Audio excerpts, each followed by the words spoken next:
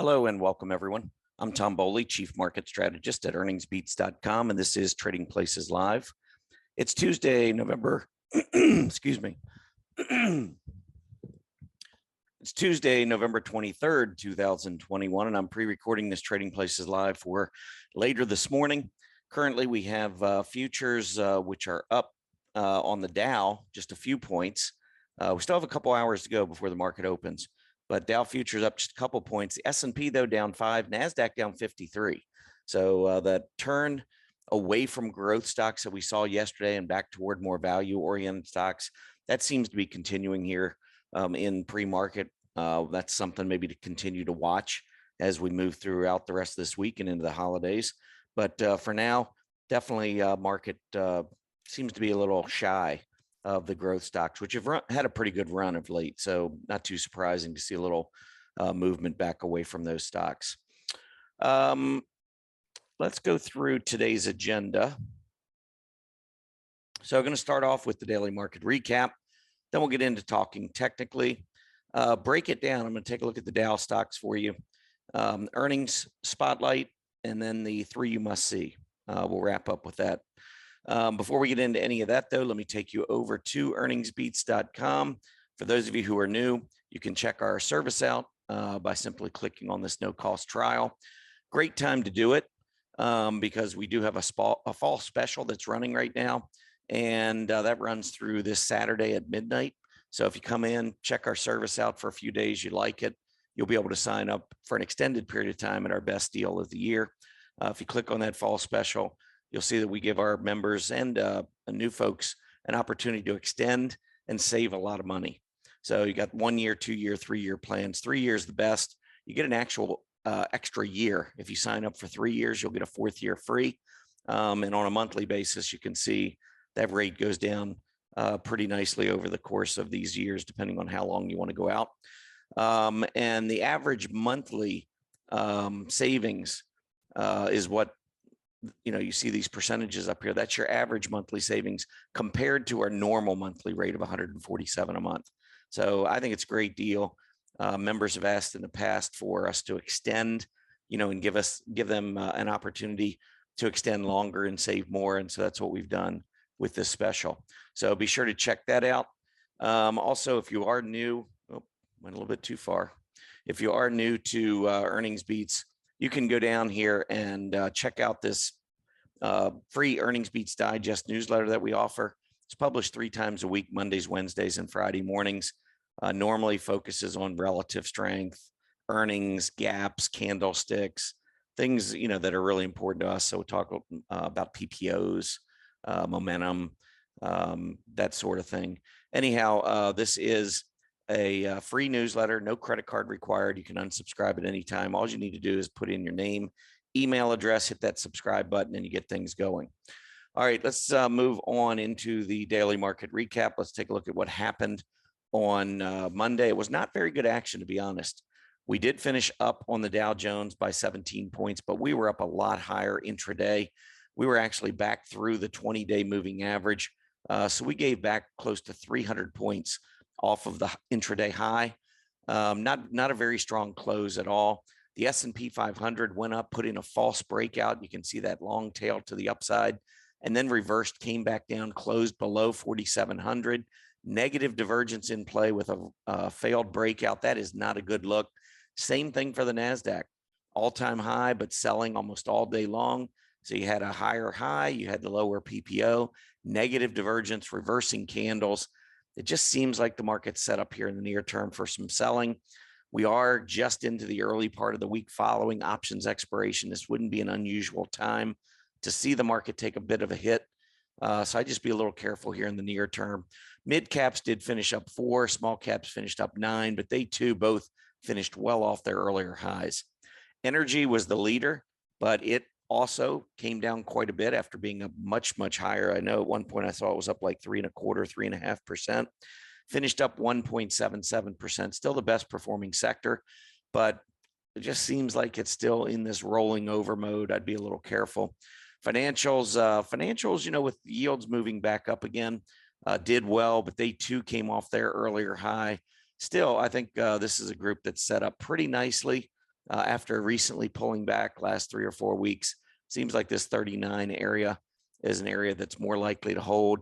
You're going to find a lot more value-oriented stocks in the financial space. So if money continues to rotate away from growth, I think financials in the short term is an area that could benefit.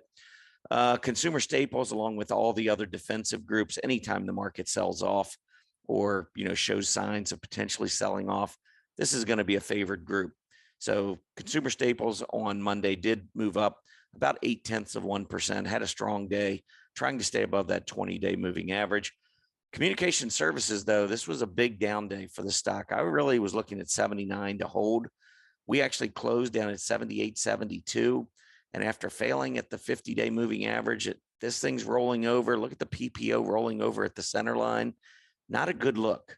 So communication services, if we do continue to see selling, I think this is an area that could take the brunt of it in the short term, especially with the way we finished on Monday.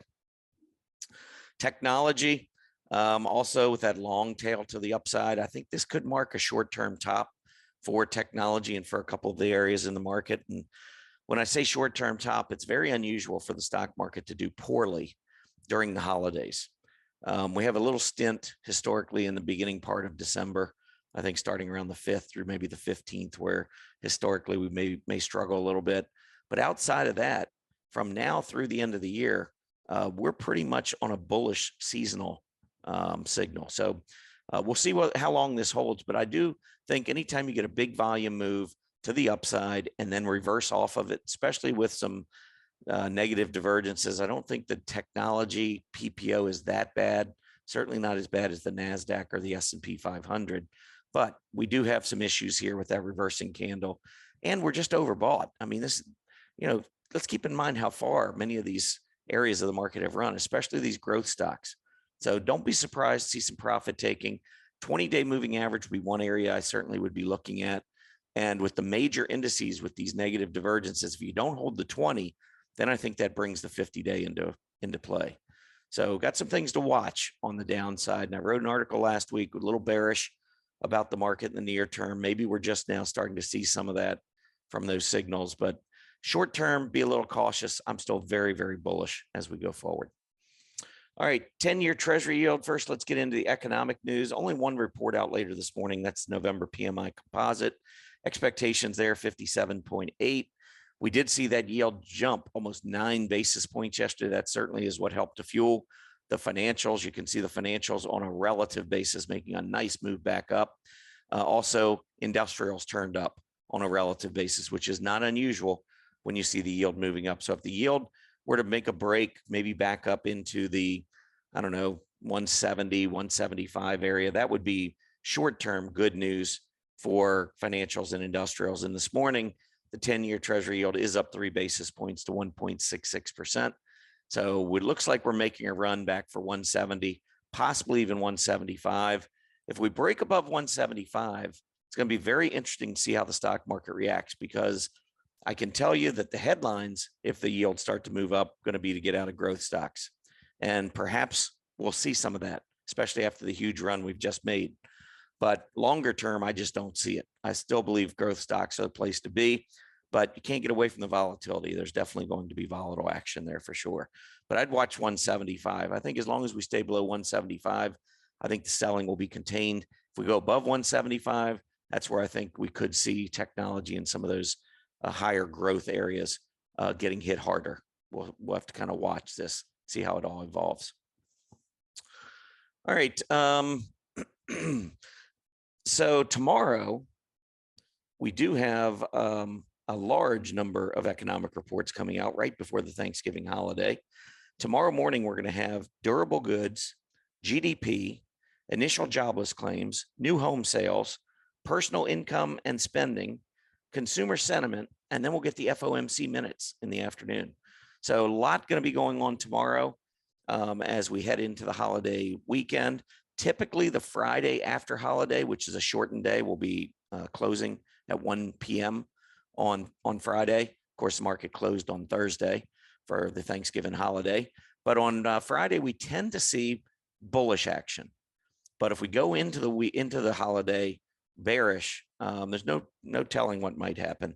But again, it will be an abbreviated session. Should be an interesting week for sure with all these economic reports and what we're seeing in the bond market and what we're seeing so far this week in terms of the growth stocks underperforming. All right, moving on. Let's head over to talking technically. First, I just wanted to show you the Dow. So yesterday, the Dow hit a high of 35,929, which was about 330 points up for the day when it reached that high. We came back down and only finished up 17 points. So we gave away more than 300 points off of that high. Coming back down, you can see intraday, we had tried to climb back above the 20-day moving average. And not only did we fail, but we failed pretty badly, coming back down, closing at the low. So I think this is just setting up. The more, you look at the charts and you look at the divergences and price action and so forth, and the growth stocks, which had a rough day yesterday, it just seems like maybe this is going to be the start of some selling in the market in the near term. But we do still have the bullish fourth quarter, which makes it a little bit more of a mixed signal, I guess. But I look at technicals first and sentiment, or not sentiment, seasonality second. So I pay more attention to what's going on in the charts and all my signals than I do on seasonality. Seasonality gives us, it's kind of like getting up and saying, okay, it's 70% chance of sun, 30% chance of rain. Well, that doesn't mean that you're going to have sun. You got 30% chance of rain. So just because the majority of the time we go higher doesn't guarantee us anything. So anything can happen. And so you got to pay attention to what's going on with these charts, and charts are at least telling us to be a little careful here in the near term. I think it's more of an issue for traders than it is for investors, long-term investors. All right, talking technically, let's move over here now into the communication services group. So the XLC is the group that I'm most concerned about right now in the short term. And if I annotate this, I think hopefully you'll see why. You had that low right here, but I could drag this down and pretty much have that low and this low connected. And we went down and closed below both of them yesterday. And you can just see all this volume that's been coming into the downside, the PPO rolling over from underneath. I mean, communication services kind of is in like a bear market mode right now compared to all the other groups. And let's not forget, 2.5, 3 months ago, this was the best performing industry group or sector. So, you go through these rotational periods, and right now things don't look very good on the XLC. And I'd be very concerned about that pullback right there and the loss of that key support. I would be now watching a couple of things. I would maybe move down to this low, because after this high and then breaking out, we had a reaction low that came in just below 78. If that fails, I mean, I could see this thing down 74. And if that were to occur, there's probably a lot more selling going on in the overall market. Within the XLC, of course, the XLC is going to do what its component stocks do. It's an ETF. So there's no magic here. It's, you go to the component stocks, the ones that are, make up the biggest percentages of the XLC. And those are the stocks that are going to dictate. So let's talk about the first two, which represent 45% of the XLC. The first one is Facebook. Now, Facebook, you can see, had this big down move, came back up, trying to break out, couldn't.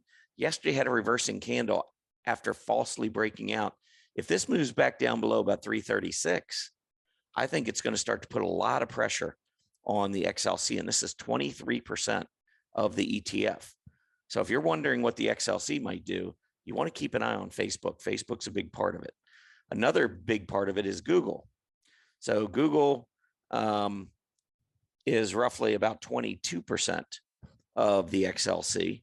And so 45% between these two stocks. Well, Google has not only a negative divergence here on the daily chart, but I'm really concerned about Google on the weekly chart. We've had such a big run.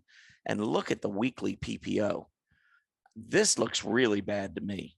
I would not commit any new money to Google right now. I just think it's too stretched. It's starting to lose its momentum. It made a big breakout here with volume. If it were to lose the high back in August, so let's go back onto a daily chart. The high in August was right at, I mean, if we go back down below 2,900, close below 2,900, the weekly chart, in my opinion, really starts to take on more bearish look. So I love Google. I think Google's a great company to own long-term. Short-term, though, we saw what happened to Amazon. Remember how Amazon made a big run? Let me go back a couple years here. Let me show you the year before all of the consolidation it's been in. So Google made this huge run, 1,600, just over 1,600 to almost 3,600, more than a double. And look what it's done since. It hasn't gone down, but it has been so frustrating to be in. You know, I mean, long-term investors, you're not going to go up. Every stock of yours isn't going to go up all the time. Amazon's a great long-term hold, in my opinion. I think it goes higher in time, but it's been very frustrating. Well, I think Google could be in that same realm after this huge move up, weekly negative divergences. Well, this is a daily chart, but here on this daily chart, you can just see how far we've come up. We were 1,000 at the pandemic low. We just hit 3,000. That's a triple off the low. It just needs maybe some time to consolidate. So I feel like Google's got some work to do here to get back to a new high. I would be surprised if Google leads the market higher from here. It's possible. You know, divergences don't give us any guarantees, but that is a nasty divergence on the weekly chart. Next stock on the list for the XLC is Netflix. Netflix actually looks pretty good, minus, look at that false breakout right there with the negative divergence. So I think we're going to go back down to the 640 area, but from there, I'd watch Netflix. I mean, if Netflix breaks below 640, that's another problem for the XLC. But 640, I think, is an area I would look for some support on Netflix. All right, let's move on to break it down. I wanted to go through the Dow stocks, talk a little bit about what's going on in the Dow, because it does look like we're pulling back. What's strong and what's not? Well, I'm going to go through really quickly all of these stocks. So it's going to be you know, lightning round here of sorts. But Apple, I think, looks great, except look at that candle right there. That's an inverted hammer or gravestone doji, whatever you want to call it. But that's a big move up. That is a reversing candle. I think Apple short term is going to pull back. That's probably not, well, that's not going to be good for the NASDAQ. But I wouldn't be surprised to see the Apple pull back to maybe 153, 155, something in that range. And then we'll see. We'll go from there. But I do like Apple longer term. Next up, AMZN. It's in the biotech. Look at the AD line. Horrible. Look at the price action. If it doesn't hold 200, you want to be careful. It looks like it could go lower. American Express. Now, American Express, I thought, was looking a lot better price-wise, moving up. But yesterday, financials did pretty well, and American Express broke to a new month, you know, 1 month low with the AD line falling. Another one below the 50-day. I think you got to be careful with. Boeing kind of falling apart here. Last 5 days, filled candles. What's a filled candle? It's where you close below the open. So 5 days in a row, Boeing has closed below the open. So just when it looked like we were getting something going, we keep finishing down near the low of the day. Look at that AD line weak. Boeing, got to be careful. I mean, and it looked good. I'll admit 5 days ago, I was starting to turn a little bit more bullish on Boeing, but that has completely gone away. Caterpillar, after gapping up, pulled back down below the 20-day, kind of trapped between the 20 and the 50. But once again, AD line weak. I'd really like to see some of these AD lines start to strengthen a bit. Salesforce.com was definitely improving. You can see the price action. We had the AD line a 5-month high. Things were looking pretty good, but we lost the 20-day. I think we got a 50-day test coming up. Cisco, with earnings pulled back down below some pretty key levels, but with heavy volume, did manage to close near the high. Look at that heavy volume, over 70 million shares, the most of the year. But we did close near the high, and we've been moving higher since. Got to get back through those moving averages, though. Until we do that, I'd be a little cautious. Chevron, it's in the energy space. It's actually holding up better than energy overall. A lot of hollow candles here in the last month or two, and you can see that playing out in a rising AD. I think this is one of the better energy stocks and more conservative because it is such a large company. So this is one that I'd be okay with in the energy patch. Walt Disney, what is going on? I mean, I keep looking at the chart, thinking that, you know, this is going to hold. And then I'm thinking the gap support's going to hold. None of it holds. These prior lows didn't hold. Going down, the AD line going down. I mean, we can make all kinds of excuses for Disney, but the chart doesn't lie, and it's just not looking good right now. Dow Holdings, another one with the AD line just falling apart here. moving sideways off the downtrends. Got to hold on to about 55, 56. I just, I don't know. Seems like it's in a bear flag to me. Goldman Sachs, sideways consolidating. I actually would look, if the yields rise, I would look for this one to continue to do well. I'd maybe even see another move back up to 420, 425 to test the recent highs, assuming that yield moves back up into the 470s. Home Depot, this is one of the better stocks, but big reversing candle on Monday. So even this one, after the huge post-earnings run, that could be a topping candle. We'll have to watch to see how it performs today. But if it puts in a lower low, I think we got a shot, maybe move back down to the 20-day. Honeywell downtrending. AD line kind of hanging in there, though. Big support down around 210. So we got another 3% or so down to that support level. I'd keep an eye on that. IBM, no thank you. This thing hasn't been able to get out of its own way for about 10 years. Every time it makes a move, I just don't believe you can trust it. Even here, when it was trying to make this move back up, you can see the AD line was just steadily moving lower and lower. And then we get the next shoe to drop. And now IBM downtrending again. Stay away. Next up, Intel. Intel has been one of the weakest semiconductor stocks. I got to tell you, as I go through all these charts, I'm not really impressed by the Dow. But anyway, Intel trending lower, AD line weak. And the thing that really is bad about Intel is that Intel relative to the semiconductors, look at this chart. I mean, Intel maybe, does okay going forward, but it's an awful performer relative to the semis. So there's a lot of other semis out there I think look a lot better.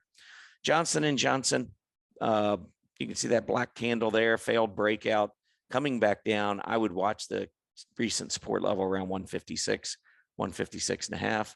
JP Morgan got a boost yesterday from yields. I'd like to see this 160 level hold.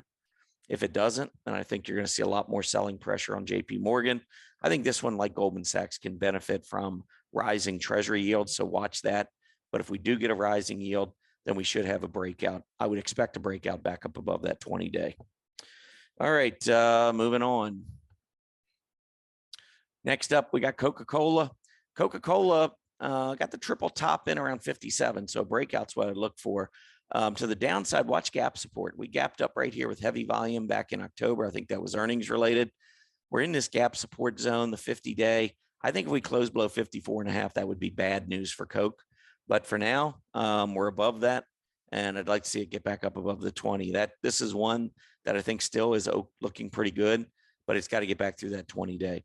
McDonald's just recently broke out holding it. And I'll tell you, with a really poor looking restaurant group, look at what McDonald's doing relative to the restaurants. This is probably one of the best, if not the best stock in the Dow, maybe outside of, say, Apple, but I think, and maybe Microsoft. But McDonald's, very strong stock. 3M, AD line going down. It tried to make this breakout. Actually, I thought this was a really strong candle for 3M. It's an industrial company. Industrials, if they do pick up, watch 3M. If we get back through 183 and get a sustained move, this is one that could move, because I do look for industrials to do well on a relative basis. Merck, AD line weak. We got the big move in stock price, then had the gap down. I mean, look at all these gaps all over the place on Merck. I don't know that I can trust it, but a move back below $80 would bother me, especially after we had all this volume coming into the upside. Microsoft, like I said, this has been a very strong stock. I don't like that candle yesterday at all, though. Got up to 350 intraday, or almost 350, came back down, closed at just below 340. To me, with this kind of volume coming in, Microsoft looks like it's top to me short term. I would say a minimum of a pullback to 330. Don't be shocked if the market is weak and we do have a pullback and growth stocks get hit. Don't be shocked to see Microsoft all the way back down toward this gap support area, 310 to 315.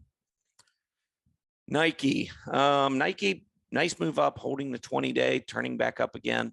This I'd put in the top 5. I'd put this one up there with McDonald's and Apple, Microsoft, although again, Apple and Microsoft look like they could have some short-term troubles. Procter & Gamble recently broken out. This is more defensive. If you want to be in the market, but you're a little nervous, I think this is a safer place to go. Procter & Gamble just recently breaking out. I like it on a 20-day test. Travelers going sideways, really want to hold this 150 area. Nice reversal, a nice move yesterday with yields rising. I'd like to see that continue, but look at that AD line, very weak. It's hard to find anything that looks, really, really strong right now. Anyway, United Health Group put in basically a double top, fell back. Looks like it's going to come back to where it broke out from around the 430 level. That's where I would look for a reversal. Visa, I don't know what it is about American Express, Visa, PayPal, all these companies, but they are all struggling simultaneously. And this Visa move has been pretty severe. 235 just, 4 weeks ago, and now it's down to 195. That's a big move on Visa. The low from January down here at 192, I'd keep an eye on that. Another one with a very weak AD line. Verizon Communications, another AD line that looks like a ski slope. Stock does not look good to me. I mean, there's just nothing compelling on Verizon to me. Walgreens, Boots Alliance, WBA, trying to make a move, couldn't get through 51.5. Got support down here at 44.5. I think we're just in the middle of that range right now. Walmart put in the double top, back down below its moving averages, but it came back up above the 50, but it did hold gap support. So watch 141.75 or so to the downside. I'd like to see that continue to hold. All right, that's your wrap on all 30 Dow stocks very quickly. I got to say, I haven't gone through the Dow like that, but going through, I'm more bearish short term, more of the stocks than I am bullish. So I don't know, maybe the market is poised here for a little bit of a pullback. I was talking about it last week. We got options expiring or just expired on Friday. We had some VIX issues going up while the S&P is going up. That usually is something we have to be careful about. A lot of negative divergences out there. So be careful right now for sure. Earnings, I wanted to just go over a couple of these with you. What I can tell you is that Zoom is just not in favor. They beat on their bottom line and stock down another 9%, 221. I never, honestly, probably one of the worst calls I've made in the market in the last year or 6 months has been talking up Zoom. And I was wrong. I don't know what's going on. It's more than the growth slowing. I mean, we're down now to really not more than twice where we were pre-pandemic. And Zoom, their business grew so fast. I don't know. I just feel like it's overdone, but it never stops to the downside. I think you got to be real careful here. But Zoom did beat. Agilent came out with their numbers. They beat 121 versus 117, stock down 5%. Keys beat 182 versus 165, seeing no change there. Urban Outfitters beat 89 versus 85, down 11%. MDT reporting this morning. I have not looked at these earnings reports that I'm about to show you. MDT down 1.6%. ADI, which is Analog Devices, down 34 cents this morning. XPEV, this is in the auto area, up 3.6%. So continuing its move to the upside. Best Buy, some real retailers here. Best Buy down 11% with earnings.